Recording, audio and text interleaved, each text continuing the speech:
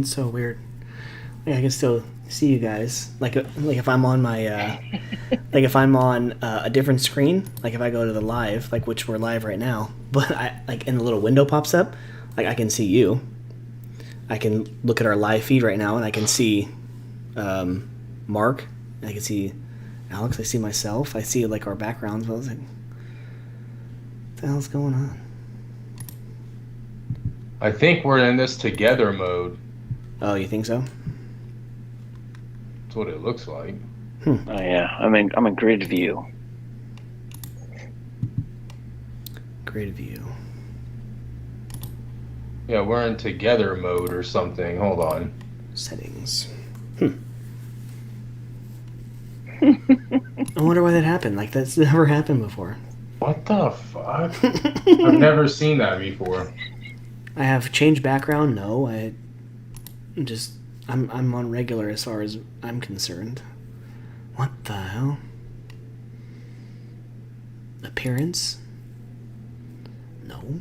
Appearance is just... What? I got mine fixed now. I put it on grid view. Change your shit to grid view, dude. How do you do that? Go on Skype. Yeah, no, okay. And then where... together mode. Why the hell's in together mode? I don't know. Is it like when you started recording the call, it put us in together mode? Is it good now? Like, can you see, like, us now? Yeah. Okay, good. All right. Well, welcome, everybody. We're good now. Okay, welcome, everybody. That was freaking weird. I've never been on together mode. I was like, what the hell is that? Like, what is that? Everybody get together now. I know, right? Like, we're all together. Like, we already are together. Like, why not be in together mode? Come on now. Okay. Let's do it. Let's go live. It like chops our background. Yeah, I don't know why. All right, cool. Let's do it live in 5, 4.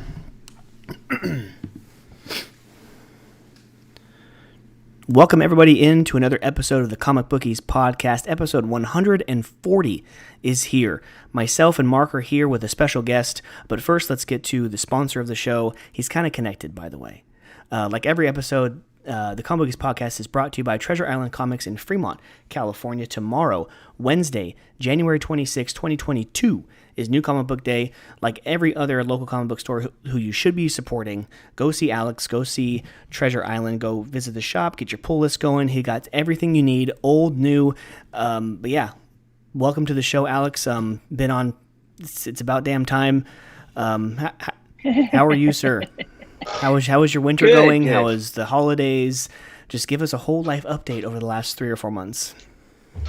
Holidays are nice and quiet, like everybody, I think. It was a good break. Mm-hmm. I'm tired. Like I said, it was a double DC shipment this week. The missing books are definitely here because I pulled them. I was at the shop all day yesterday and today. Got 2 weeks of DC's done, 1 week of Diamond, 1 week of Marvel. And it's doozy. It's end of the month. It's a big week. There's lots of books out. Saga's back.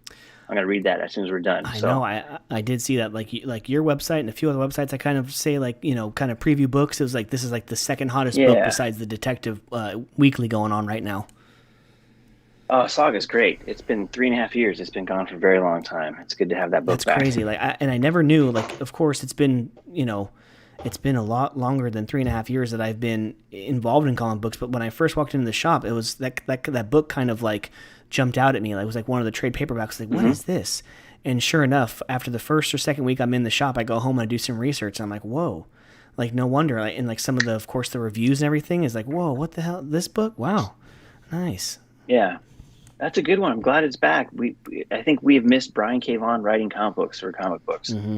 It's good to have him back. It's been ages. Nice. Mark, how are you, sir? It's been 2 Good, weeks now. Guys. How are you?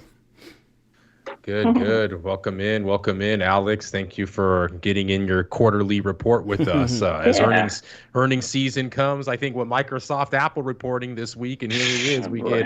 We get his earnings report on everything. But I know it's been crazy, dude. I looked up how many books I'm getting, and I think I'm getting like 9 this week as well. Oh, okay. On top of that detective that that came late. But Mhm. I was telling Mike the other day, we're gonna be like so backed up on Detective by the time we get it, with them releasing them every weekly now, right? So Mhm. we're gonna have like 3-4 books of Detective built up. So I'm just gonna read it all at one time, take a good hour, and just read them all. I So mean, and the funny thing is like right before like the delay happened, I was on track now.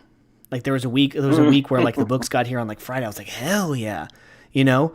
And then I read all those books, and then sure enough, the coming Tuesday we were all jacked up. We were like, yes, we have books to read about that Yes. had just come out last Wednesday. Like we're not a week, and then sure enough, boom, like that happens, and then we're like, oh Yeah. no. And so we're back to Oh, being backed such up a again. But I mess. mean, like we were talking about, like in pre-production, like what can we do? You know? Yeah, totally. Exactly. Yeah. Not nothing. So, yeah. It sucks though. For those of you, I'm sure across the whole United States they're experiencing it. But if you can just, kind of give us some insight into why some of these books are being delayed. I think the last set of DC books was super delayed because that huge ice storm in the Midwest. I think it got snowed in. They didn't give me a reason, but I believe that's what was going on. Before that, we had with the tornadoes was the last big delay because the DC books are coming out of Fort Wayne, Yeah. Indianapolis area, and it's tough. It's mostly affected DC. That's the FedEx stuff. I mean, Penguin Random House / Marvel and Diamond are using UPS, and UPS seems to have a better job getting stuff out this year. I think they've been way more reliable than anybody else. It feels like so. Well, you know what?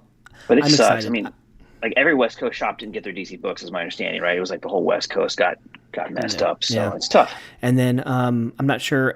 I usually expected the last week of the month, but I don't know if I'm also getting another previews. But just keep them coming, So Yeah, previews is in. I have everything but the Marvel wow. previews. Nice. So that'll be probably next week. you mentioned that Saga book, Saga 55 you're talking about, Alex. Yeah. Is there a special price on that book? I'm seeing it's $2.99. I haven't seen a $2.99. comic. Yeah. I haven't seen a comic for $2.99. I think since we started this podcast. That's pretty crazy. Yeah, the other big $2.99 book is Spawn. Okay. Carlin keeps Spawn at $2.99, but yeah, it's kind of a throwback. It's cool. They're gonna sell probably a ton of units. Although I'm curious to see how it does sell through because I used to sell the book very high and it's been years off. I think a lot of people just kind of felt it was over. So they did do a small overship. They kind of gifted us a few copies on top of what I ordered. So we'll see how it sells. Over the last couple weeks or a month or so, what have you been reading that's new or old on the shelves? I was just gonna ask him that question. You took it right out of my mouth. God, I mean, I finished up Inferno, and I did not like the end of Inferno. That I was hoping for something a little more shocking or aggressive with that, and that didn't happen. And I feel like I'm probably going to take a bit of a break from the X-Men books. I do like Batman. Batman's been solid. I like the House of Slaughter's been good. All the horror stuff, like I'm usually into. There's been quite a few, like Nice House and Lakes on hiatus, but that book's phenomenal. Tiny in general, always for me. Hickman's very good. Decorum just finished. I need to read the whole thing now that it's finished. That'd be nice. But trying to mostly just touch the big Marvel DC books. And then a lot of indies are always getting the attention lately. Like we keep saying the indies are doing probably a better job lately than the big two. For me, I think it's a lot of Image. Stillwater is on Skybound. Like that one's really good. Oh yeah. What's his? Yeah, Boom Studios is good. Boom's good. Boom's good too. Yes. Yep. Scott Snyder's Noctera is back I think in February. So I'm really excited about that one. I know there's like an 80-page giant from Jeff Johns' Geiger. I was kind of excited about that one. I think that, I mean, in our opinion, I'm not speaking for Mark, but the Undiscovered Country, like the second or third arc kind of took a dip for me, but then the beginning of this new one's kind of going up a little bit. So it's been kind of a roller coaster on that one. But all in all, I mean, and I used to be kind of upset about the hiatuses, like Noctera is taking a break, Geiger's taking a break, Nice House on the Lake is taking a break, but I'm not really mad anymore about it, I'm because it gives me a chance to like really focus on a handful of other books rather than like, oh, I got 10 this week, so I kind of have like 3 days to kind of just breeze through them. I'd like to just take my time, so it gives me a chance to do that. Yeah, no, I mean, I think the breaks help with a little bit of a palate cleansing in a weird way. What's the furthest place from here? The Image book, that's been really solid so far, like the End of the World gangster book. That's been fun. Newburn from Image was good. Newburn's good. I'm on that one. I got that. Yeah. What's the furthest place from here? I got number 1, but that was one that I actually didn't put to the pull list. I just if I added everything that I got to the pull list, Jesus, I know. I mean, I tried number 1s. I got to be kind of choosy, kind of. Yeah. Pick. And sometimes I will admit that if it's a smaller mini series, either 4, 5, 6 issues, I tend to gravitate to those. Kind of get a story in and out, and just it's smaller publishers are like that. I kind of devote like these longer stories, obviously, to just mainly DC, and not even so. I feel even Marvel kind of like they're always rebooting, and they have like a lot of these little events like the Devil's Reign right now that end up being, or the Red, White, and Blood series and all that. It's just they all have all these little series that are kind of mini as well. But I love the DC Black Label 6-10 issues. Just the oversized, just the best. The oversized issues. You're just getting earlier. 3 of them. Yep. I haven't read number 2 yet. I think I'm getting it. I think this week of the Superman versus Lobo. The first issue is kind of just wacky, so I'm expecting the same thing. Or maybe I did get it, the second one. But Two's already, it's been a while. Exactly. That's probably why I'm thinking it's either 2 or 3. I'm not sure. But I mean, like we were talking earlier, like some of the DC is good, but there's actually a couple of Marvel that I did enjoy. Moon Knight was okay. That's why I kind of gave it the first arc. I'm thoroughly excited to finish the last issue of that Fantastic Four life story, how they've started like in the 50s and went decades after. I really enjoyed that miniseries, just a kind of different take on. Yeah, Spider-Man I really enjoyed really that, good. and I'm looking forward to the mini series in a couple months. The Gwen Stacy one, where it's like a multiverse, and it shows Gwen Stacy as like different Marvel characters and Marvel heroes. So so some of it's good, some of it's not so good. But Mark's right. There's only a handful of ones that I'm willing to go past 6 issues so far. Well, it's tough. It's such a luxury hobby for folks, and people forget, like, they can add up real quick. You can get a small stack, it's pretty expensive real quick. And, people want to have like good value with those books. You want to make sure you're getting your money's worth and that you enjoy it. Like, to rewind a little bit, Devil's Reign's been really, really good for Marvel so far. That's actually a book I like a lot, but the end of the Daredevil run was really, really good. The Elektra book's been good. It's cool. Like, the Daredevil's doing just fine. Spider-Man's a bit of a mess for me. X-Men's a super mess for me. The new Hulk book's a little weird. I loved Immortal Hulk, so the new books caught me off guard a little bit. Thor's lost a little bit of steam with me. I did like the She-Hulk first issue was really fun. I think that's probably the tone of the TV series that's coming out, and that sold out pretty quick. The Silk book was also okay, but didn't sell as well. So Marvel's, they're trying, and like you and I said before we started, it does feel like Marvel's definitely interested in producing TV shows over comic books right now, and I don't blame them because the money's much better. The scale of it is just much better than comic book sales. Speaking of Marvel TV shows and Moon Knight, did you see the trailer for it that came out 2 weeks ago? I did. Yeah, it did not grab me, but it looks cool. I mean, it's such a weird remix from the character I've read in comic books. Yeah, it does look like he was beating a werewolf in that quick shot when he's going off. So as long as he's fighting werewolves and vampires, that's cool. I'm into that. And Oscar Isaac's always good. That guy's a really good actor, man. Like, ridiculous. So what are we getting? We're supposed to be getting a delayed Morbius coming out. I think in April. I think it got delayed to April. Yeah, so we're getting the Batman. We're getting Doctor Strange. I think is Love and Thunder out this year. I think the new Thor: Love and Thunder. I think it is out right this year as well. This year. So yeah, I mean, we're still getting a bunch of content, to watch. Oh, dude, God, they're putting out so much stuff. I mean, at home, we just finished WandaVision, and that was awesome. We did the first 2 episodes of Captain or Falcon and Winter Soldier. That's also pretty damn solid for me so far.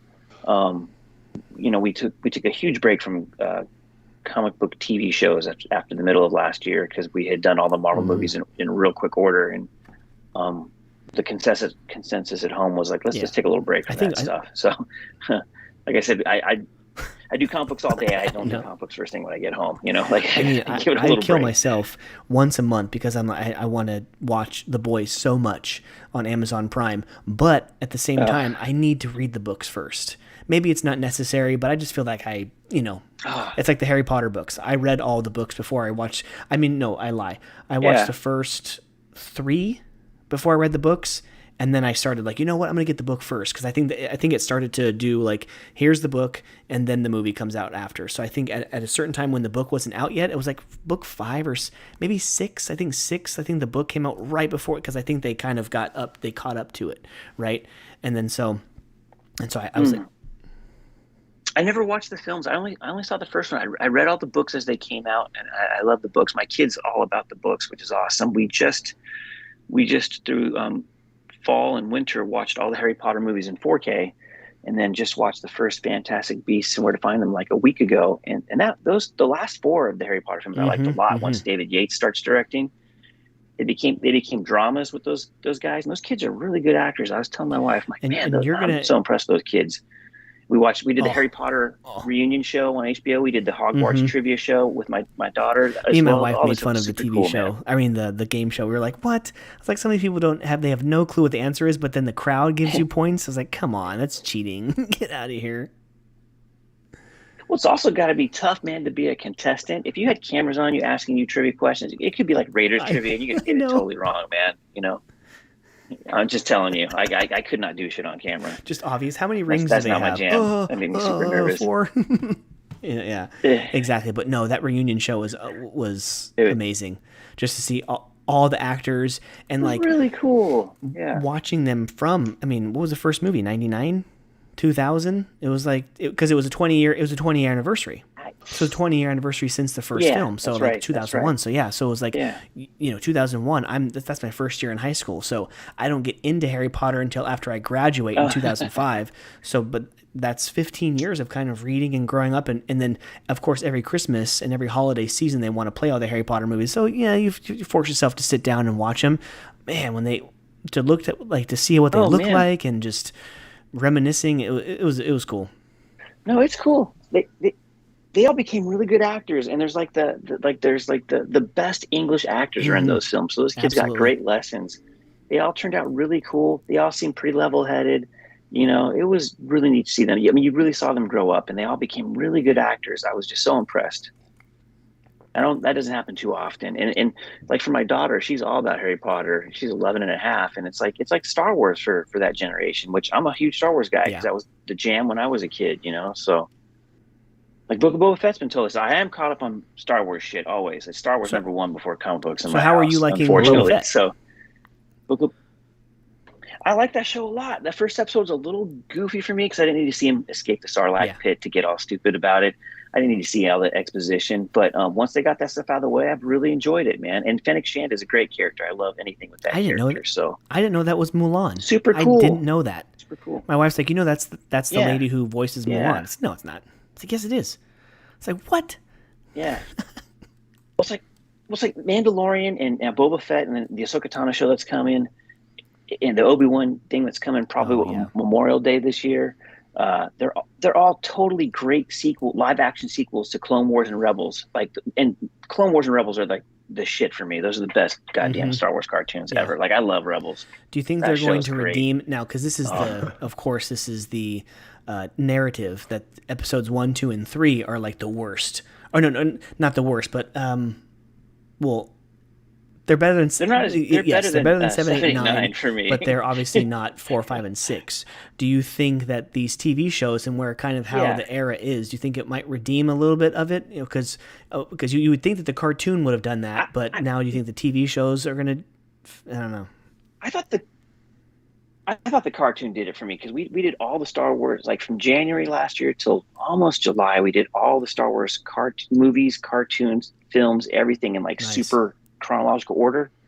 That made my daughter a huge Star Wars fan, so that was awesome. The only thing we don't like was Resistance. That cartoon kind of sucked. It didn't really do much, although the animation was awesome. I love the way it looked.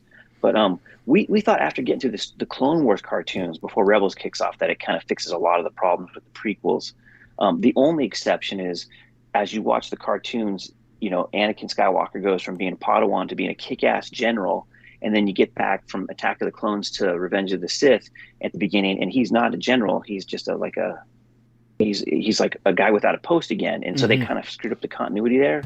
But man, it makes it so much, like all the drama between him and Ahsoka Tano that they did like the last season of Clone Wars was so damn good, dude. It was so. Mark, what awesome.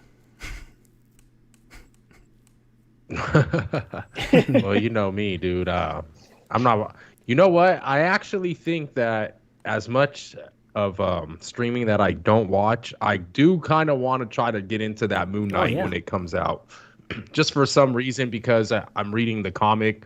I mean, I know you dropped it. I've been, kind of on the fence with it, but he's just kind of an interesting character. Don't know too much of him. Didn't really know, too much about him at all till, McKay came in, kind of like restarted it and rebooted it. But I'm kind of hearing, that he could somewhat be a pretty big character going forward in the MCU. They kind of compared, he's like kind of a Batman or a Daredevil type of character, and it kind of fits my style a little bit in, type of, heroes, whatever villains that I accustom myself to. But, I'm excited for that one. And, I just don't get much into streaming, man. I wish that I could talk to you and Sean more about it. And obviously, when we got the guru here and Alex from Treasure Island, but man, I'll probably get into that one.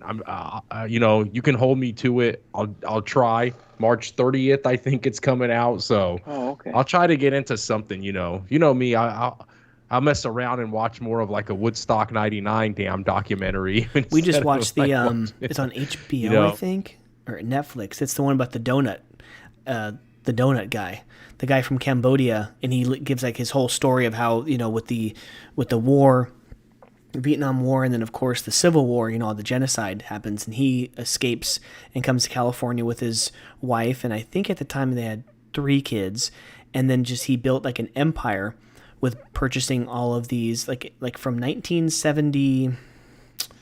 Shoot, no, it Randy's was Donuts? his name is Ted. Well, because he changed his name when he came to the States. But up and down the coast, it was DK or Donuts, or was that the ones that I think that's a popular one in Santa Monica. But he built like 72 stores in like a 5 or 10 year span up and down, California, and just like literally like living the American dream. I think was it President Bush Sr. gave him like a medal, like literally it was just like the the American dream like medal. It was like you literally came here and had like 14 cents in your pocket and you built an empire. And then of course it goes, obviously there's a negative side to it. I won't give it away. I'll let you guys watch it, but it's unbelievable. And then he would only, sell these places. Like he would kind of put up money and invest in all of these little donut shops and give it to only Cambodian owners. So literally that's why, that's one of the reasons why, like a lot of our local shops, they're like that's what one of the reporters said, who I think he wrote a book on it. And he goes, literally, like when you walk in your local town, like, what do you imagine when you walk into a donut shop? He's one of the reasons why you would imagine there's it's like an Asian-owned donut shop, and he's one of the reasons why, because he made everyone so much money, he made everyone so successful, and it was an awesome. It was random. She put it on, and I'm like, "What are you watching?" Oh, I just started. You want to sit down and watch? I was like, "Yeah, I can do a little bit of work on my laptop," and it was a great. I put my laptop down. I was like, I gotta watch this. This is great. So yeah, I forgot what it's called, like Donut King or something. I'll shoot it to you guys later. But yeah, I think it's on Netflix or HBO. Great documentary. Thanks for bringing that up, Mark. You kind of made me realize that. That's cool. I'm watching part of a 3-hour documentary on Shudder about folk horror, which has been awesome. We're about an hour into that so far. I'm all about Shudder TV. Right. Shudder's my jam. Isn't Shudder TV? It's awesome. I just rewatched Phantasm for like the 18th time. Is Shudder TV the one who does a lot of the? Actually, I think this was maybe the first year, but the Halloween haunts down at Universal Studios in Orlando. I think they did a bunch of themes on like different of their shows. So it was like a lot of people who like there was like a person. Oh, right on. Dang it. there was a person in like a bathroom, and he was kind of like looking at himself, but then there was like blood in the bathtub and like a hand's poking out. And it was like, I think it was Shudder TV, where they themed a lot of different parts of the Halloween haunts or whatever on some of their episodes or shows or whatever. I'm not sure how they format it. Is it like TV shows or just specific episodes of? They got everything. I did the year for $60, and it's kind of the best $60 I've spent in years. It's got Nice. so much shit there. Like we watched, because all the horror films, film festivals are kind of canceled because of COVID, so they got an arrangement to air all the premieres on Shudder TV, which is why I subscribed. Oh, cool. And there's a Korean exorcist film called Metamorphosis, which was phenomenal. I got Jenny watch it with me. Now she's hooked on Korean horror films. So Damn. How good? What's going on? The Koreans are coming out with all this good stuff lately, huh? well, we joke about it at home, right? Because Korean stuff is very popular, and so my daughter was kind of like, "What's up with that?" I was like, "People just finally woke up, man. I mean, I've been half Korean my entire life, and Korean's been like the cool thing lately. It's like all the Korean food has been, been looked at the last 10 years, and Korean TV shows fusion. Look, yeah, it's like especially as Americans, we're always looking for something cool and exotic, but not too cool or exotic, so we can kind of make fusion with it, like you said, and Korean food, it's spicy and savory. You got spicy and sweet on some stuff, and spicy and savory, and it's good. It's like, hey, it's Korean, but it's barbecue. So we're like, That's the most common, your right? ears goes up. It's like, oh, yeah. So that's like the new, but not new. I mean, who would have thought that the Koreans would have been killing it now in, the barbecue game over Americans? They would have been killing it in Well, it's just the marinade they use, I think. Everybody likes karbi or bulgogi, which is sweet and savory. So and then on umami, a lot of soy. Mm-hmm. And then on top of that, they got like the number one like worldwide band in that BTS group right now. Are they number one? Really? I think, dude, those guys They're right one of the now, hottest bands for sure. they're like one of the hottest. They're bringing the whole boy band back, the boy band thing back, man. Too sexy. Yeah. I know, bring it. Every time I hear, I just think about that phone that I was talking to you about, that Flip or the Samsung, the Fold, because they're on that commercial. Well, I don't know, watching the TV, but I hear boy band, I think like Backstreet's back. Like. Oh yeah. Hey, but that group, they're pretty good, man. I mean, I know it's good music in the world. Yeah. Right. Even if it's just pop music, it's like people, it's just pop music, and I feel that way because I'm not a pop music guy, but there's just a lot of good music. People want good entertainment, And all these companies want to deliver it too. That's why they're all competing with each other. Halo TV series here on Paramount Plus. Man, like I've been hearing I've been hearing such good things about Paramount and Peacock actually too. So crazy. Too many streaming channels. There's so many, Jesus, dude. Yeah. When are they gonna? At this point, Mark, if you still have like your dish, or if it's going to start to add up to like, I got YouTube TV because I'm going to save money on my Comcast. Okay, but you have Paramount Plus, you have Discovery Plus because you need to watch your 600-pound life and 1,000-pound sisters, and your 90-day fiance. You have to watch those TV shows. Your Housewives are on Hulu. You have to have your Netflix. You have to have, or if you have Apple TV. So it all ends up being the same. It's a wash. They got you. I'm a Nostradamus. Someone's gonna figure out a thing called let's just call it cable. It's gonna have everything in one fucking spot. It's gonna be awesome. Cable. Isn't that what I was telling you, Mike? On the last episode, I was like, we should start a company where we negotiate with these other companies like the Apple TVs, and we can just we'll be a bundle company, pretty much exactly like you said, like a cable company, dude. Oh my god. Because it's just ridiculous. Password for this, password for that, track this, track that. Jesus, man, just give me one password where I can log into all of my Peacocks, all my Paramount Pluses, all my Maxes. We're talking we're going back to the old school, right? We're going back to 90s passwords where it's like password 123. God damn it! Like the simple stuff that everybody can hack, but no one does any trouble with. And then all of them have all these different parameters, right? Like some you can share up to these accounts, some you can't. Some, you know what I mean? It's just like, Jesus. Like some YouTube people are. I mean, if you're sharing with all the the family members, like I think how you do, Mike, like your sister pays for a couple, your brother, your mom, Mike. Everyone's paying for a couple. Netflix is going to hear. No, but I mean, it's legal. It's not. I think you're allowed to do that. You can share have family plans. They should have all that stuff. Actually, I mean, with YouTube TV, you're allowed up to 5 people on your family plan. So I think that's 6 people in total, but they don't have a plan where it's unlimited devices. So that's why I kept it at just me, Sean, and then my neighbor. Because if you go over 3 devices at once, it kicks somebody off. So why the hell am I going to have 6 different families on my plan, and then half of us can't even watch anything if the other 3 are watching something on YouTube TV at once?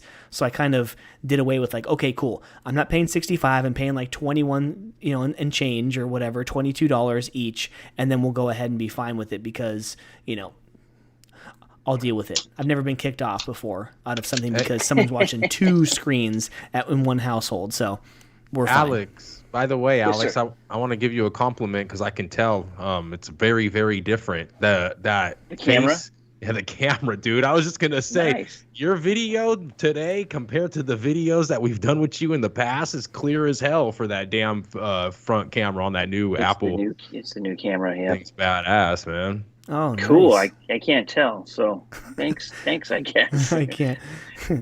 If you watch it live later, you can see it. Right? But yeah, I mean, let's get into some fire content with maybe a little bit of sports. Actually, funny story. That's why I said fire. I changed my, obviously, I Fire got stick TV. No, That's another I one? got the fire department showed at my house because I changed my phone number because I got a work phone. So I didn't on my Simply Safe. I didn't put that new number on there. So they're trying to call me because just something smoky or whatever in the kitchen.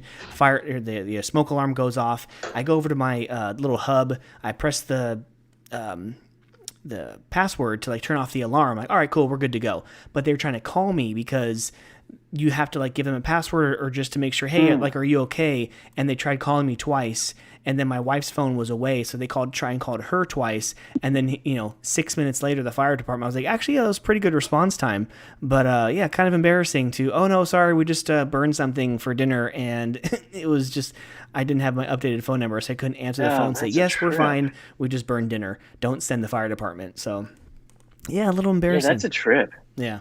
Yeah. That is pretty embarrassing, dude. I know. Thank you. You rolled the trucks, Mike. You rolled the trucks. Yeah.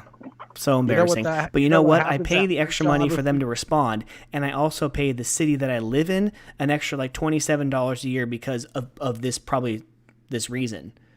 They probably need to justify, the cops or the fire department coming to your house for no apparent reason. So they're going to charge you like $27 a year. Like you just put a check in the mail and mail it to the, And Tracy needs to have a fireman's ball. Just have a fireman's ball, Tracy. Yeah. I am telling you, dude, like when the trucks get rolled at my job, that's why it's like it's called dump a building in my line of work. When you dump a building, and it happens sometimes, you're working, you forget to take the building offline, call the security, and they disconnect all the panels and whatnot. But dude, I'm telling you, it's like you dump a building and you hear those trucks rolling, it's like, God, you just cost them. Because it's like, I think it's like $1,000 just every time the truck rolls, like straight up, that they charge these corporations and whatnot. So think about it. They got to load the truck. Everybody's got to get dressed. And right? It's a frantic thing too. It's not like a nonchalant. Yeah, because you never know. Yeah, they got walk-up music. You need walk-up music when you get ready for that kind of job, dude. It's all serious when it gets to that point. Yeah? Mm-hmm. So let's all DMX and they're out the door real quick, Especially when they're getting a call and it's like a 16-story, building. Yeah. 16 stories is pretty high, that's considered high fire life and high rise safety. And they take that fire safety so serious, especially out in the city and everything. It's just wild. A lot of tests you got to pass, fire inspections and whatnot. So. Oh yeah. Yeah.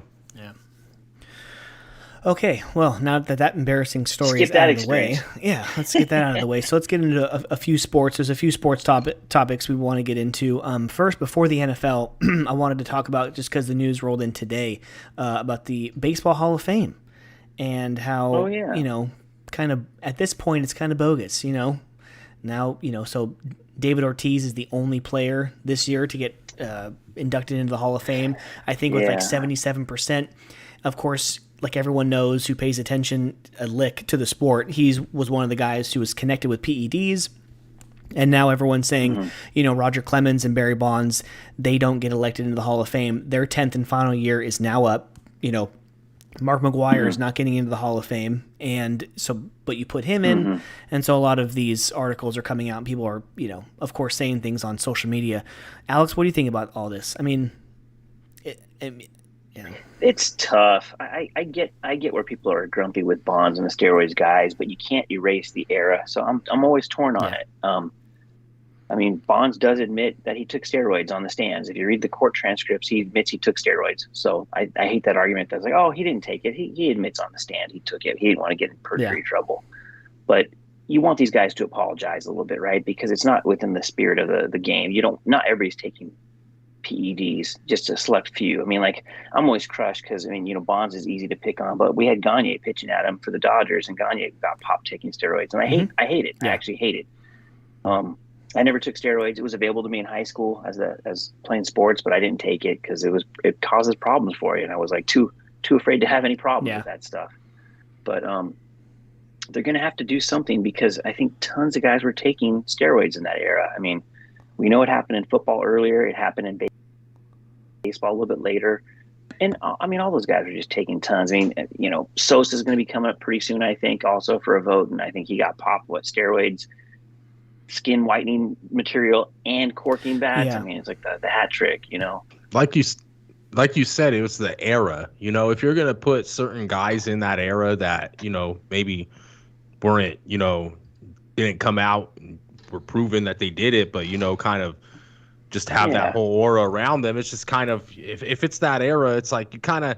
Why not just have a place in the Hall of Fame for that era, right? It's like it is what it is. They're trying to just cancel that whole era, but it was. Read it, know it. Me too. What everything is that? He says, Jose Canseco, 20 outs, everyone. Jose Canseco. I'm going to reread it. He was right. That's the thing about this is like everything he says was true. Oh, is that the one that he came out with like 3-4 years ago or something like that? This was about 10 or 15 years ago. A little bit longer, yeah. I mean, really? I mean, it's after the strike in '94. Guys are trying to get the long ball back, and we were all there. I mean, I remember the strike; it sucked, but it's tough. The public at large, especially in 1998, the home run race between Sosa and Bonds. And the home run derby they had at Fenway Park in front of Ted Williams, wheeling him out in the chair. It's just a historic, and what a great story. And then what. Like me as a fan, I was a little bit younger, but like we love to see that type of play happen. And then after, when all of the court cases are happening, we're like, oh no, we're quick to throw them at the to the stake and take them and hang them. And now we're coming back again and saying, well, at the same time, like steroids doesn't help you hit the ball. Like I think a lot of them were taking steroids to like ensure that they were healthy, to recover a lot quicker. All those guys. I mean, God, look at Bonds' head grew so big. The size does grow, but like induced. He says that there's a smart way of taking it. So I would never take it, but I'm just saying he's saying there's a smart. Tough, right? I was pulling all the bad sports one. Ray fronts. Fosse was. But it's tough. R.I.P. Ray Fosse is a good dude. Pete Rose cleaned his clock. I mean, Charlie Hustle. I admired him when I was a kid playing ball. I mean, we all wanted to be. You wanted to hit like Rod Carew or Sarah O and steal bases like Ricky Anderson and hustle like Pete Rose. That was kind of what you wanted to do when I was a kid. Yeah, because it sucks too. Because they didn't take anything to, enable them to get over 4,000. Him to get over 4,000 hits.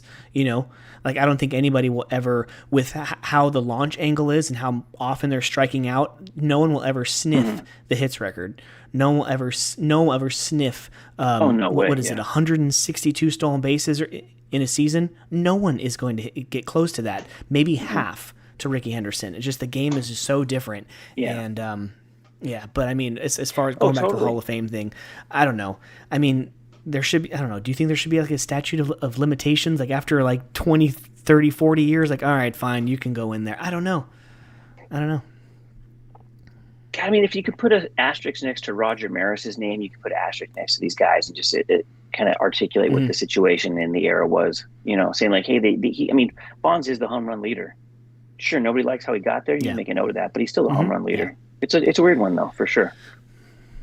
I'm always torn on it because I'm not a Bonds guy at all, being a Dodgers guy. But he was a phenomenal hitter. I mean, that's the easy thing to say is he was a 30-30 guy before he got probably started taking steroids because you see his body change. He was long and skinny once and a little lean. And he was a tremendous athlete. His dad was a tremendous athlete. You know, it was always like, man, he probably didn't need to take all that shit. He probably could have just played the game straight and hit for another 4 to 5 years and gotten the home run record that way. His voice changed too, huh?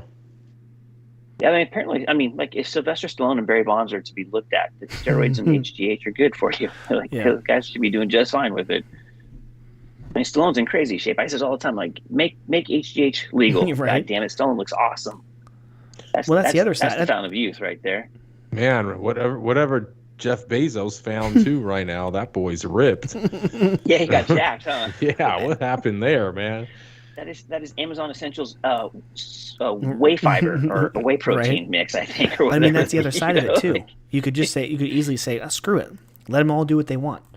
They all want to cheat, then just make it legal. You know, like let them kill themselves. Well, that's the thing. Is like you want them to all cheat, right? I mean, it's such a weird issue to talk about, right? Shit like that.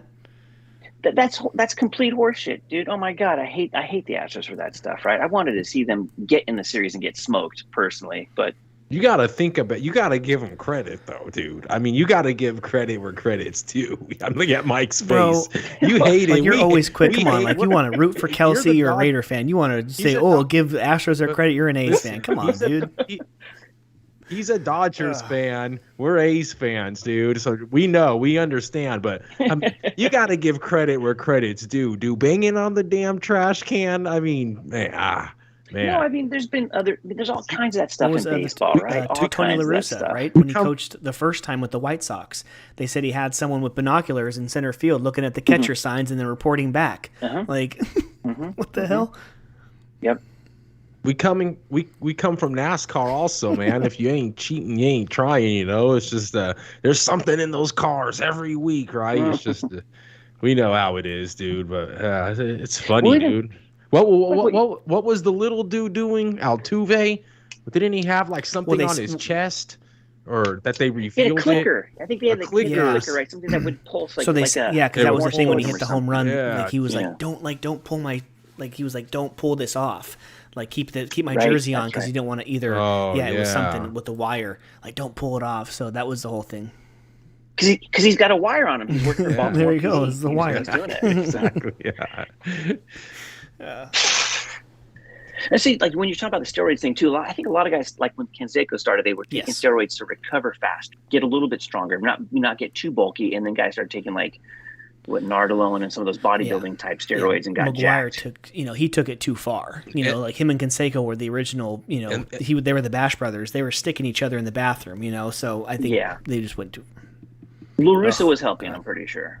And they're real big on checking the pitchers' hats and all that BS. Oh yeah, dude. They do it all the time now. I'm like, my god, dude. I don't like it. They should do that in the who was the pitcher? Was it field? Like, was it Verlander? Like who he pulled down his pants? Like here we go. Like Scherzer. It's like Scherzer. That was hilarious. Put your head to the side and cough. Right. Oh man. So Tony La Russa helped Canseco and McGuire, and then George W. Bush was shooting up Juan Gonzalez, Rafael Palmeiro, and Pudge Rodriguez. Jeez. Was it Pudge? And then Cheney was shooting fools. It was Rangers. Is that Pudge the Rodriguez, Rangers? Rafael Palmeiro, and Juan Gonzalez. All those guys. Yeah. Rafael Palmeiro.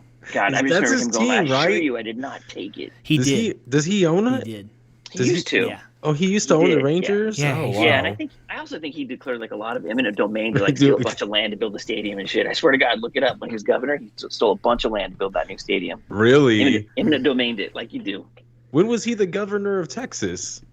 Oh, a long time ago. Like in the early 90s then. Like when his dad was president? I'm not super great on Bush history.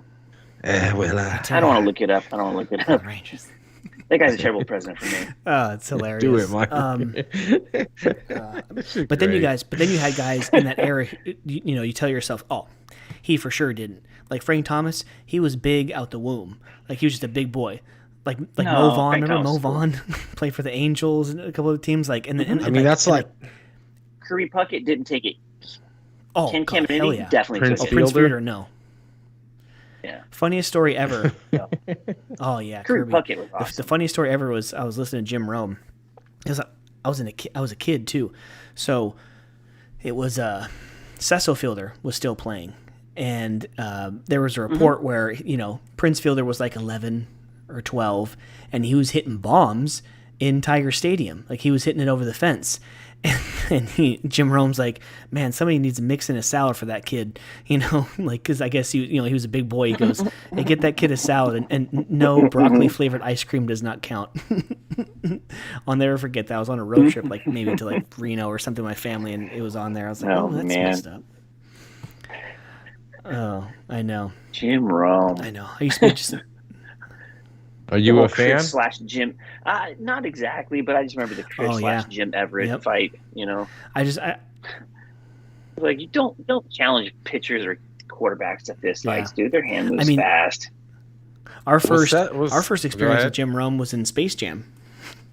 Remember, he was a reporter on the TV when Michael Jordan was striking out. He goes, "Come on, get that guy a tennis racket." I had no idea who Jim Rome was, and then my dad told me who he was. But it was so long ago. But no, I sometimes tune in for the smack off.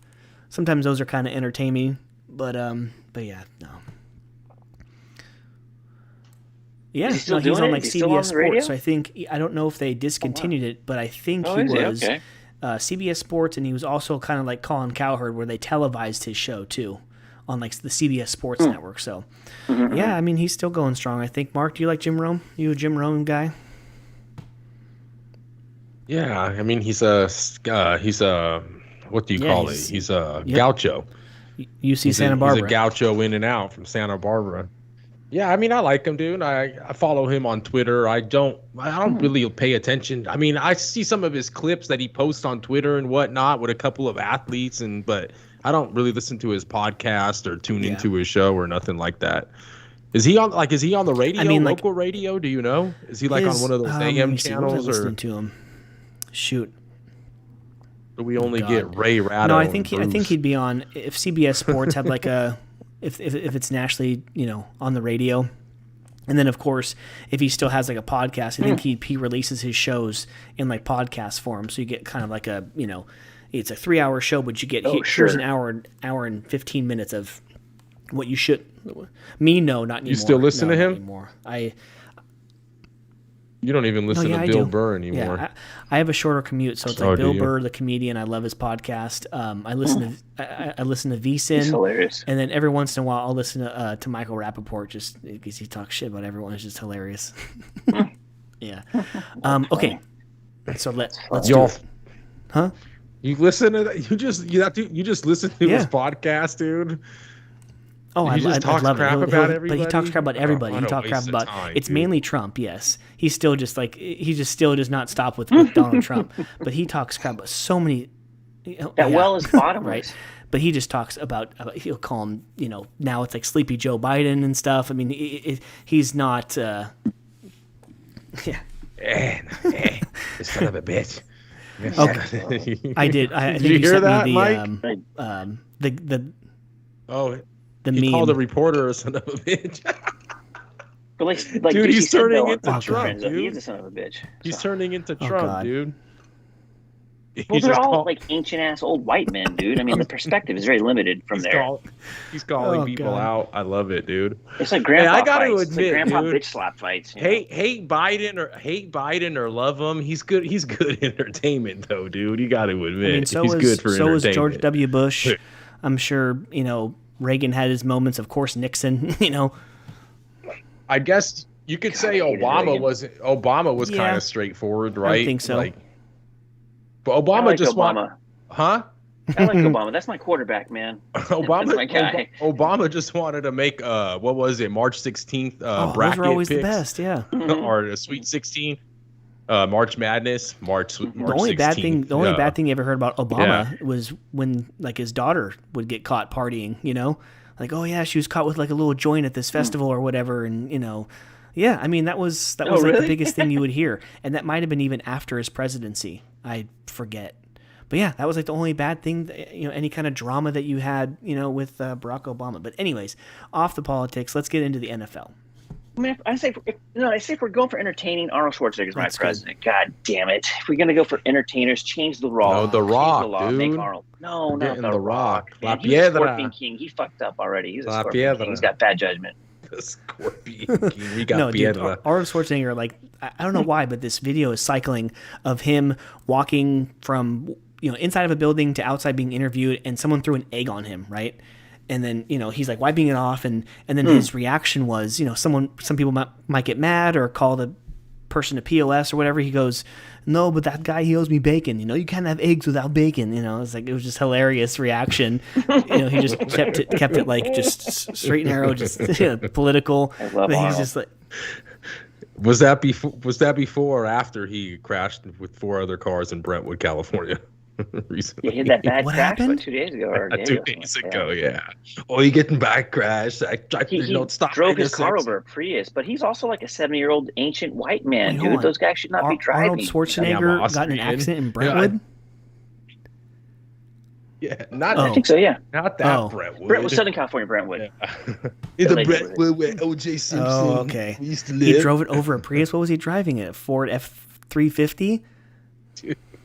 No, he's like driving some GM, I think, some jacked up GM or something. Just please bring this asshole back for another freaking Turbo Man, Jingle dude. all the way. Please, jingle. You love Turbo Man. Please, Where's Jake dude. Lloyd? We need Jake Lloyd to come back with his Bring son. what? He's gonna Bring Sinbad? what's his name back too? Wait, Sinbad? did he No, die? no. I don't think so. No. I don't know. Okay. Dude, so many people, I can't even keep track these days, dude. I was like, Yeah. did Sinbad pass away? You know what was weird? Okay, It's just like kind of like, oh, we're going to hell or whatever. But at work, they give us like boxed lunches. The hot lunch on the day that Meatloaf died was meatloaf and mashed potatoes. Oh no. So oh man, this meta. I'm going to hell for this. But like I poured out a scoop of my mashed potatoes and I put You're in a my garbage. dude. Like, this is one's for Meatloaf or whatever. Like, oh god, like I'm going to hell for this one. But That's is the no name hell, of Mike. the episode right Right. there. This one's for But, Meatloaf. Sinbad, 65 years old from Yeah. Benton Harbor, Michigan, born in That's 1956. There he is, dude. Yeah. He was a damn mailman on that That's damn right. movie. That movie's That's right. great. That movie. I was watched great. I Yeah. watched this Christmas season. Yep. I did because Arnold. I was all home alone the whole Christmas season. My daughter got into Mhm. it. She, You watched that too. yeah, she got exposed to Joe Burrow in the movie. oh, yeah. Freaking little Kevin McAllister. And then Derek Carr ass. as Marv. Man, I don't get it, dude. Since we're on sports real quick, let me just tell Alex, get off all these movies and stuff. Alex, think about Joe Burrow's journey, dude. I've bet against this guy so many times. I bet against him last weekend, got burned because Ryan Tannenhill's a piece of crap.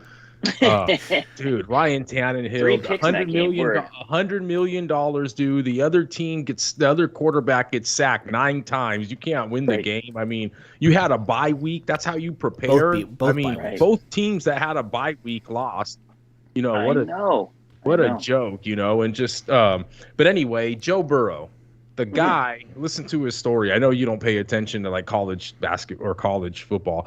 The guy grows up in southeastern Cincinnati, right? Good, Okay. decent football player, high school, pretty good. Obviously, he was decent enough and to get drafted or not. I don't know if not drafted, but I don't know if he got accepted to. But I think he ended up at Ohio State. Don't exactly quote me on This is this. like drunk history now. It's No, like drunk right? football history. No, And then he but killed the guy. no. Seriously.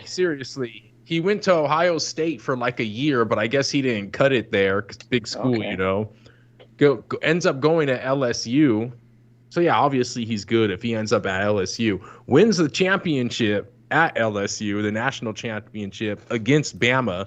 Gets drafted by basically his hometown team from southwestern Ah. Cincinnati, right? Goes there, busts his ACL, comes back, and now he's in the, championship game.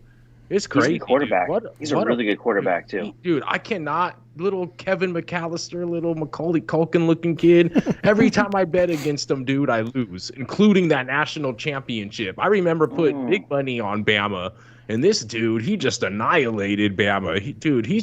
He's got that swag, man. He's got the look. He's got the demeanor. He got that cigar and all the damn little videos. The kid's just got it going on, man. And I don't know. So I'm hearing you should vote. You should bet with him this weekend is what I'm hearing. If you can get 7.5, if you can get 7.5, because if you can get an extra half a point,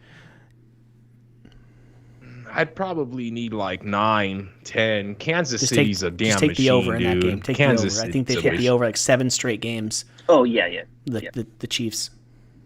I think Kansas City's good for the over, except for a little stretch in the middle. But everyone of the played season like ass at one point. Like Buffalo played like ass at a certain point. Kansas City had like the one win, and then just not Miami. And the coach still got fired both ways. Miguel, I know you don't want to hear this, brother, but in the AFC, we got to do something because us as Raider fans, look, we got Herbert up and coming. We were just talking about this before you came on. Mahomes isn't going away. Burrow's not going Josh away, Allen. dude. I mean, dude. And God. And like, Josh Allen. No offense, sometimes I like to rag on him, but Lamar Jackson's fine too. Oh, the other dude at New England. And just imagine it. And just imagine if he gets like a coach that he respects and a team around him. Trevor Lawrence, like don't count him out yet. It's only 1 year, Hopefully he doesn't turn into like a Josh Rosen. I mean, I know Rosen wasn't a first pick, but dude, Rosen, what a sad story that kid had. He went to Arizona. Dude, he went to Arizona, right? He got drafted by Arizona. He played at UCLA. He was a decent, manageable quarterback at UCLA. Gets drafted by Arizona, goes to Arizona. Arizona, I think, switches coaches, brings in this Big 12 coach that was on, Texas Tech or whatever.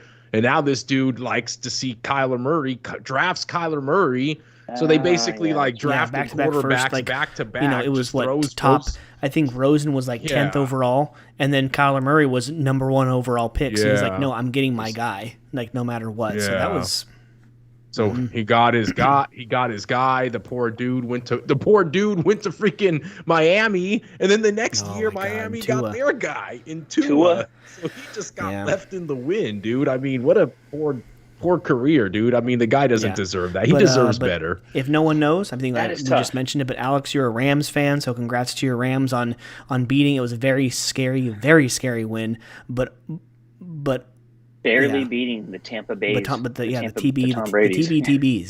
But what a wonderful weekend in football. 3 game winning buzzer beating field goals, and then a touchdown in OT, which do we change the rules there? God. I mean, do we want to morph it to more towards college? I don't know. I mean, I'm of two opinions, right? I like hey, if you don't want us to score, stop us. I like that a lot because it is a defense league. But I do like maybe start them on the 10 or the 15 or the 20, like a college game, and they each get a shot or something until someone doesn't. That would be more fun since we're in a league that prioritizes points over anything else, or points over player safety or integrity of the game. You would think God damn it, but it would be fun. It would be fun.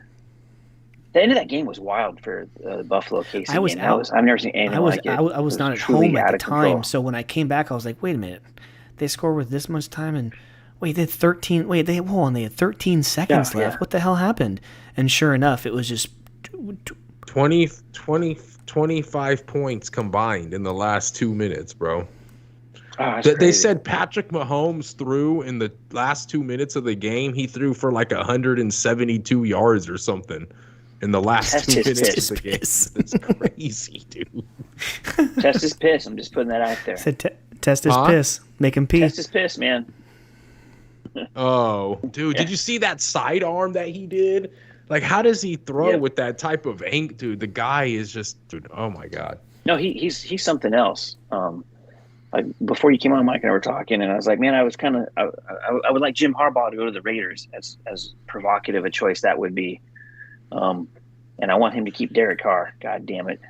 They need to split that team up, dude. They need that. The Raiders need to get that damn offensive coordinator, that Eric Bieniemy or whatever the hell his name is, dude.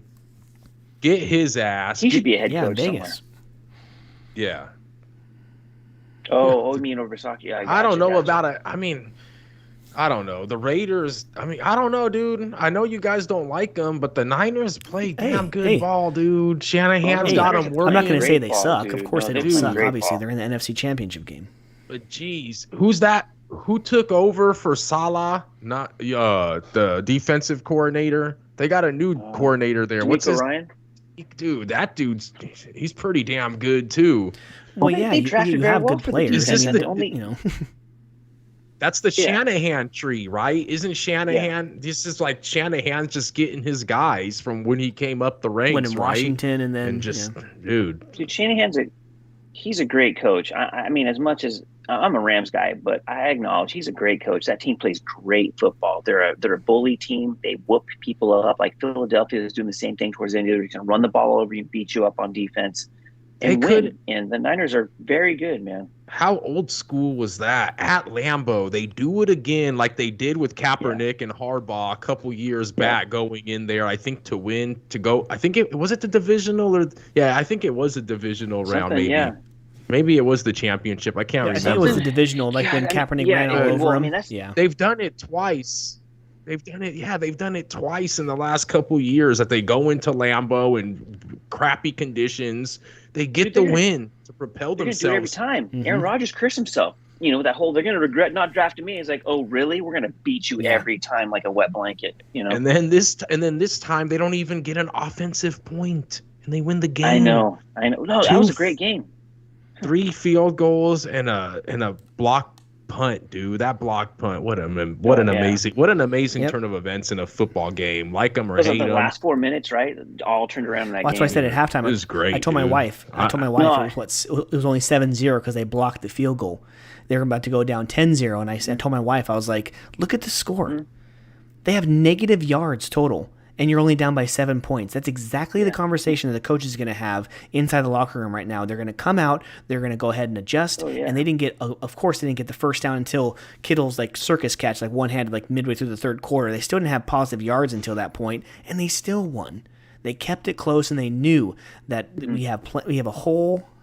And it kills you inside. It kills Mikey. Well, no, I mean it's tough to watch, but they're a well-coached team. They don't. I think they're a very good football team. Are you scared of them on Sunday? Of course, we haven't beat them in like 4 years, dude. It's ridiculous. That's why I like you. That's why I like the Rams, dude. We have to. We have to beat. It's like a desperation game at this point, right? They got to get the stink off somehow. My buddy sent me a stat the other day. I think he said that no team has ever won like 4 straight road games to go into a playoff or to go into a Super Bowl. So that would be the Rams on the road. That would be Dallas on the road, Green Bay on the road, and then Rams on the road again, and made a Super Bowl. It's never happened. Well, put that in the ether. It's gonna happen. Then you talk about it like that. It's not gonna happen. I mean, dude, I said this the minute it was happening because I actually got my buddy. He was all about the Rams all week, and I even told you on Friday. I was like, I like the Rams, dude. And I was nervous. I changed my mind. Tom Brady will do that to you. I changed my mind, right? Which, I mean, at the end, it almost looked like it was going to come to fruition, right? My pick was going to be, right. So I changed my mind. I got my buddy to roll with me, too, and he's just pissed off the whole second quarter. I'm like, buddy, it's a long game. Relax, right?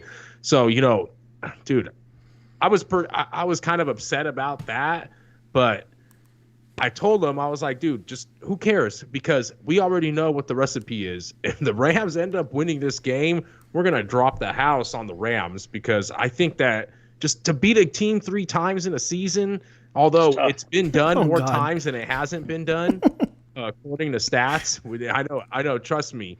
But I just think that with this type of teams, the way because this is history. I'm talking about like years and years. The way the game is played now, I think that those stats could be it could be start leveling out a little bit, returning to the means of average. But basically, dude, I think that what the Rams have at stake, knowing that they can be not the second team in as many years to go play the Super Bowl in their own stadium.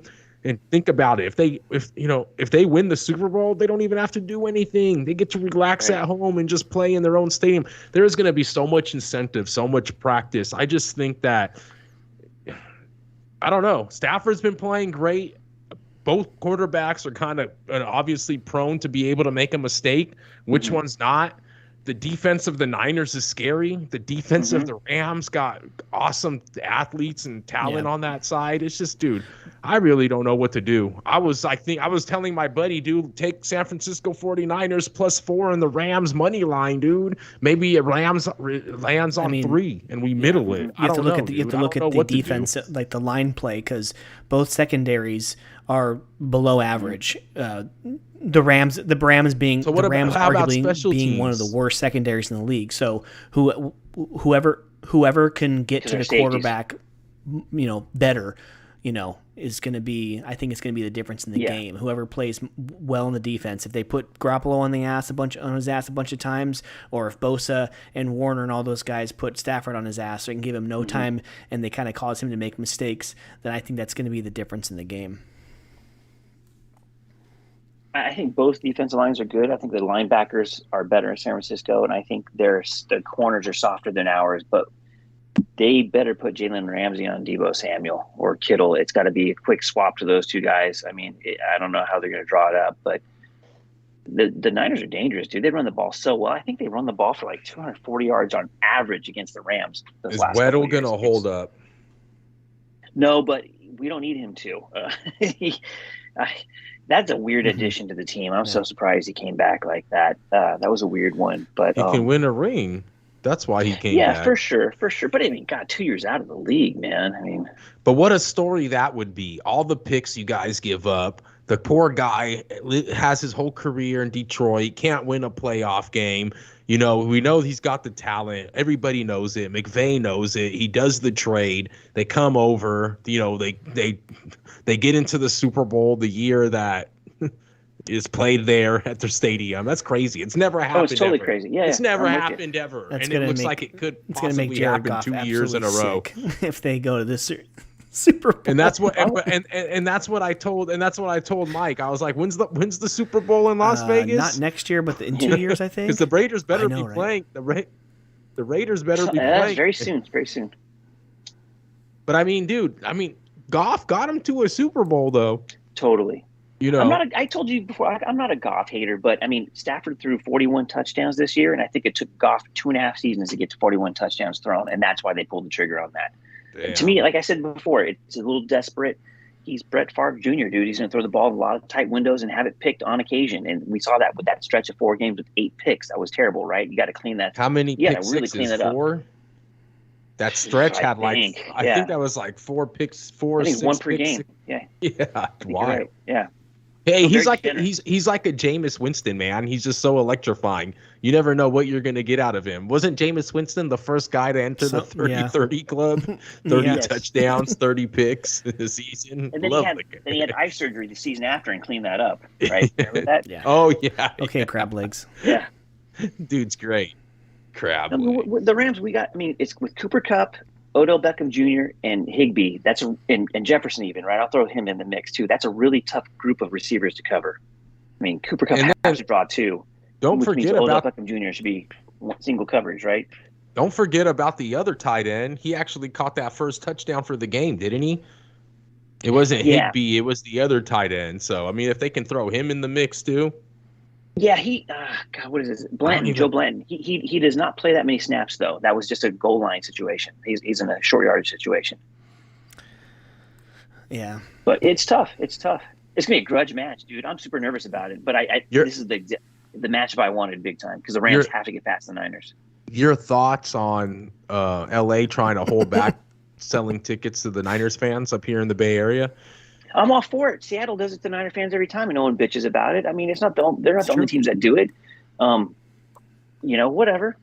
I mean, I got no skin in the game. It's something to complain about for sure. But I'm sure if the Niners will do it at some point too. Once they start worrying about selling out their stadium, why don't you get tickets and go? Why don't you get tickets? Are you getting tickets to the Super Bowl if they make it? No, it's crazy expensive, dude. Yeah. Oh my God, I'd love to go to the Super Bowl. Yeah, it's like thousands Yeah, of it's dollars, probably dude. Like, you know what, and it's probably like that's crazy town. like you want to play at Pebble Beach, you have to get a foursome. You have to like buy you have to stay at one of the resorts. It's probably like one of those all inclusive things. You can't just get a ticket. You have to like stay at a hotel. I know a couple people that have been to Super Bowls. My old buddy that I worked with went to like 2 Super Bowls. I know somebody that I think I do know somebody That's awesome. that went. I know somebody that went to the Raiders Super Bowl. Beers are $20 Super Bowl. Mm-hmm. I want $20 beer. You know, come on. I want to have that experience. Yeah, but I mean, dude, Mike, would you go? $85 parking? Mike, Raiders play a Super Bowl in Las Vegas. They make it that year. How much are you putting the credit card to make it out to Sin City? Honestly, I don't know. What's your limit? I don't know, 2,000, 3,000. Oh, yeah. So you'll be watching it on your couch, brother. You'll be watching it on your couch. Hey, take that 2,000.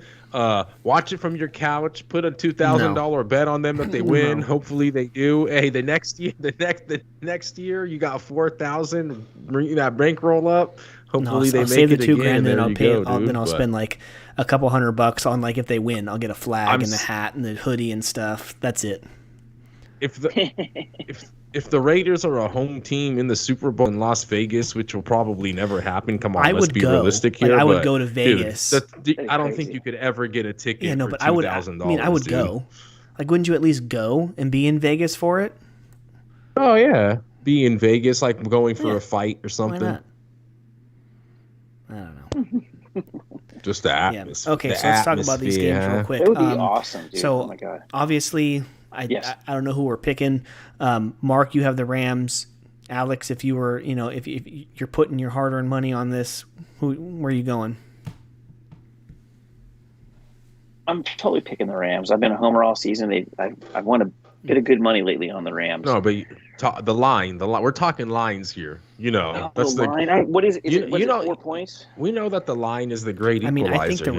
I think the Rams might pull off a close win, but if it's over 3, I'm taking the Niners to keep it close. But I think the Rams. I'm going to be completely.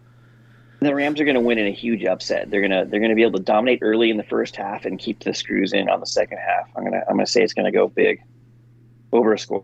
Over under because it's personal. Dude, that over under is kind of low here. What are the point? What would you say the over under would be? 42? No, that's too low. 46. It's over 50. It's over 50 for the Chiefs, right? But I 54.5. I would have thought that this night. I'd still take the over. Yeah. I'll still go over. Yeah, they're gonna score like 85 points in that fucking game, dude. The Bengals and the Chiefs. Yeah, remember the Rams and Chiefs? Jared Goff and Mahomes went off and they scored like 105 points in that game. It's gonna be like it could happen, dude. It could happen. But the Chiefs, don't you think the Chiefs' defense is decent though? They are, but I mean the backside is. I mean, you saw the backside of that defense get taken advantage of like crazy into that game. But that's because they lost. What's his name? Honey Badger. That's right. I knew that was going to happen once they lost Tyrann Mathieu or whatever the hell. But Joe Burrow's he's going to power up on Skyline Chili, which is just spaghetti with chili on top. Dude, I mean, ready to go. And that's the thing too. Like the Chiefs scored all those points, and the Bengals defense is worse than the Bills. So yeah, it should be porous. I think there'll be a few scores in that game. Maybe we'll get to like 50 in the first half. Joe Burrow and Mahomes are going to have to get taken out of the game for it to go under, I think. I'll do a teaser. Give me the Niners plus 9.5. Give me the Bengals plus 13. Or actually, no, I take that back. Give me the Chiefs minus 1. Okay, you're just saying that they're just saying that they're going to win. You really think the Bengals have a chance to win? Yeah. Give me the Chiefs minus 1 and the Niners plus 9.5. I like that one. Pretty good teaser there, dude. I'd say there's no way that Cincinnati wins, but I'm totally wrong probably. But it feels like Kansas City should just smoke through that game to me. But Kansas City, Cincinnati already beat Kansas City. That's the worst thing that that Cincy has going for them going into this game this weekend is actually that they already beat Kansas City this year. If they wouldn't have beat Kansas City this year, I think that they probably would have had a better chance. But Kansas City's going to be mad. Well, no, but you got what? Mixon, you got Chase and Burrow. Those guys are all potent, man. T. Higgins. Yep, Higgins too. Yeah. And Tyreek Hill's so damn fast, man. The guy gets the ball, he's gone. I mean, the Kansas City's team speed is just ridiculous, man. They're so fast on the field. Kansas City 49ers rematch. Oof. I mean, God, Cincinnati 49ers rematch. Yeah, they played together twice too, right? So. Right. That was actually, dude. I think I saw a stat on that today. Actually, that was the most watched television event of ever. I think, or one of them. Like it was like that's crazy. That Super Bowl with the Bengals and the Niners. For some reason, it was the ratings or whatever on that telecast. Who was the halftime entertainment? Michael Jackson. It was like I'm not it must sure. have been can't miss halftime show. It was either Michael Jackson or a marching band. That was like the first 20 years of Super Bowls. It was like, all right, we have the the Grambling State marching band. Yeah. And then Michael Jackson had a few. The Rockets. Rockets are great. The Rockets, I think 1988 Super Bowl. It was in 1988, right? The year that they played that Super Bowl. I think so. Yeah. Oh, they played twice. Yeah, they played twice. They played was earlier in the decade when they played Miami and Cincinnati. And they played Cincinnati again, and then the very next year, like in 89, 90, they played Denver, and then they beat the Chargers in like the mid-90s, 94, 95, the Niners. I think they smoked the Chargers that game. My dad that was to over this the day, first pass of that game. It's probably half because he's such a Niner hater, but he goes, that San Diego Chargers team was the worst Super Bowl team I have ever seen in my life. What was it? Like Neil O'Donnell was their quarterback. They were pretty bad. Yeah. So. Yep. There's that first pass. Jerry Rice took it to the house. It's like, oh my God, this game's already ridiculous, man. Well, I missed all the Raiders Super Bowls, but thank God I missed all the Niner ones too.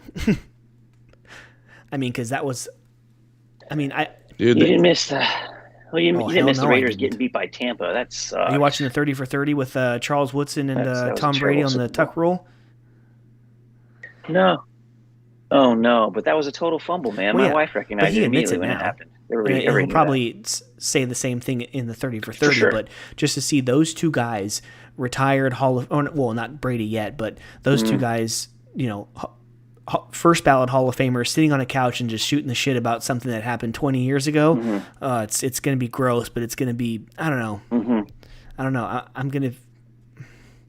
All those You're feelings gonna hate of me it, Mike. just Don't sitting, watch it. me and my brother and my dad just sitting there for like 20 minutes after the game was over and just staring at the ceiling. That was the day that my dad. The last nickel bet on football was that day for him. He said it's a conspiracy against the Raiders. It's set up. He had a 30-year-old football pool where all of his friends and neighbors came over with a sheet of paper, picking winners and losers, and then he had the side bet. So let's just say let's say the Jaguars are playing the Chiefs. You would put 15 on there because that's the most points you want to put up against, and then the hardest matchup, Niners and Rams, you put a 1, and then whoever had the most points would be the side bet. He legit had a big binder and he hand wrote all the results. It was mind-blowing to what he could do on a computer nowadays, but he won't do it. He won't do it ever again because of that game. So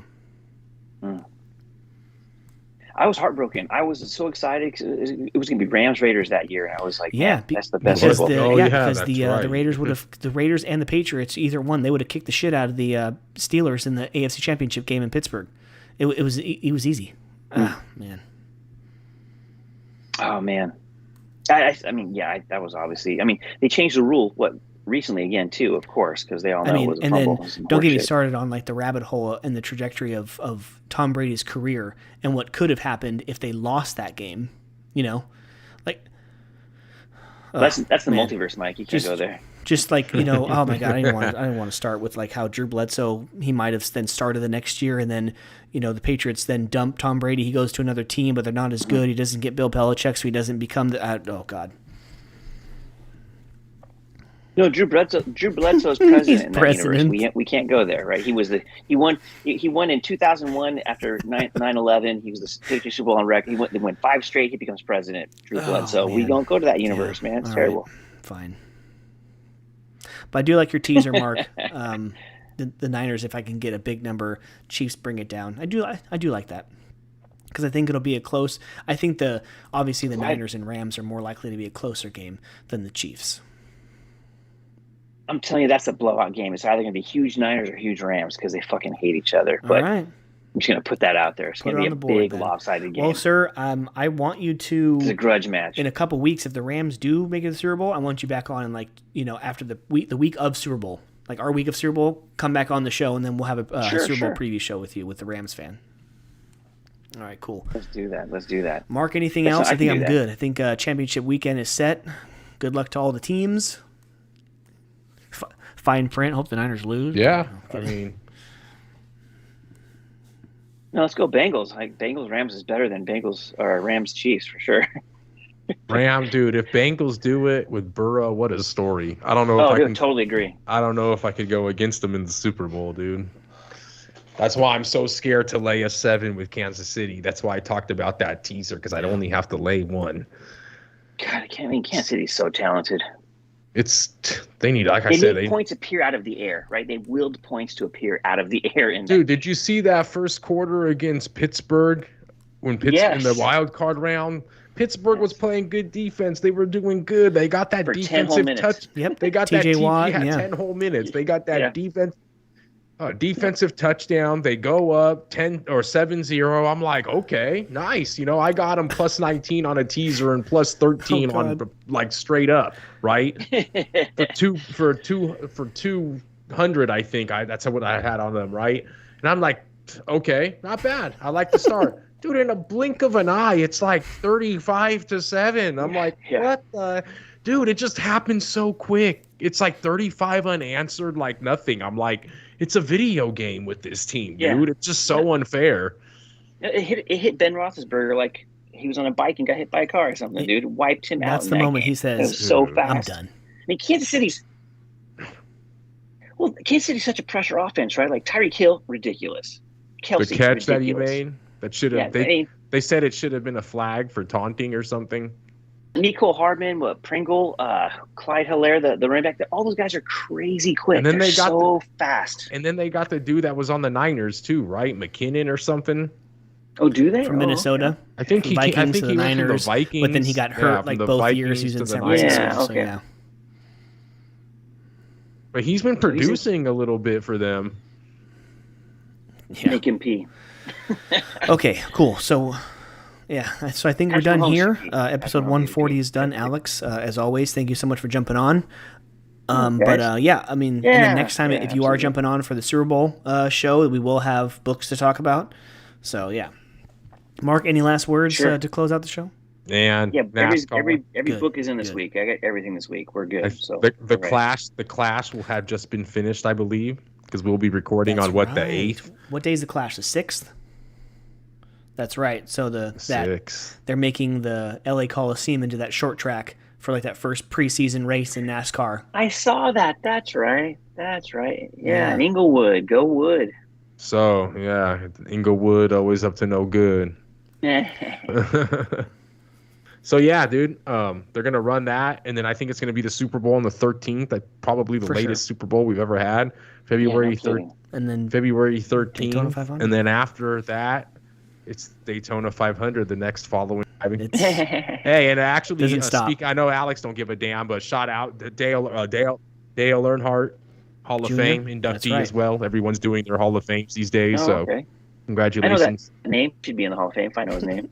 Well, Dale Earnhardt Jr. I know that dude. Well, I know Junior. I mean, I know that part, but no, he's got the good name for the sport. Everyone always knows the Hendrick drivers, the Junior, the Gordon, the Johnsons. Yep. Well, sure. Johnson knows himself, I guess, but the Penskes. Yep. Well, sure. His name's on an oil can, man. Come on. Right. All right, Alex. Well, thank you so much. That's been right, guys. Alex Yeah. from Treasure Island Comics in Fremont, California. Go check them out every Wednesday, Friday, and Saturday. Our terrific sponsor. But this has been episode 140 of the Comic Bookies podcast. Enjoy the sports, enjoy the comics, and enjoy each other. Peace out. See y'all next week. Peace. And always enjoy each other. And don't forget to enjoy the comics from Treasure Island Comics and the championship round this Sunday.